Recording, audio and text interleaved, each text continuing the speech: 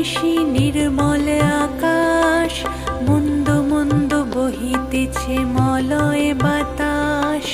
লক্ষ্মী দেবী বামে করি বসি নারায়ণ, কহিতেছে নানা কথা সুখে আলাপন। হেন কালে বিনা যন্ত্রে হরি গুণগান, উপনীত হইলেন নারদ ধীমান। ধীরে ধীরে উভপদে করিয়া প্রণতি, অতঃপর কহিলেন লক্ষ্মী দেবী প্রতি। শুনো গো মা নারায়ণী, চলো মর্তপুরে, তব আচরণে দুঃখ পাইনু অন্তরে।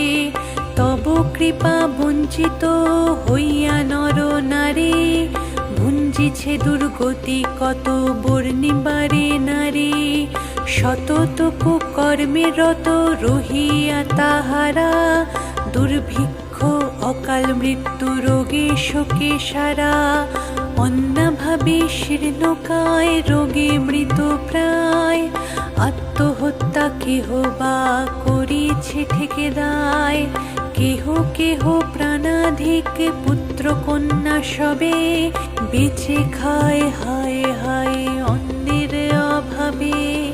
অন্নপূর্ণা অন্নরূপা ত্রিলোক জননী, বলো দেবী তবু কেন হাহাকার শুনি।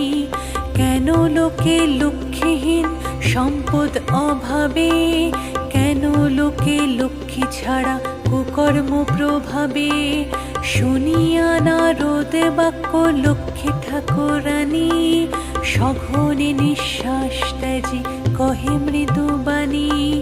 সত্য বাছা ইহা বড় দুঃখের বিষয়, কারণ ইহার যাহা শোনো সমুদয়।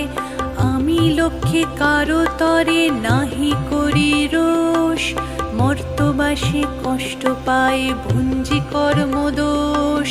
মজাইলে অনাচারে সমস্ত সংসার, কেমনে থাকিব আমি বলো নির্বিকার।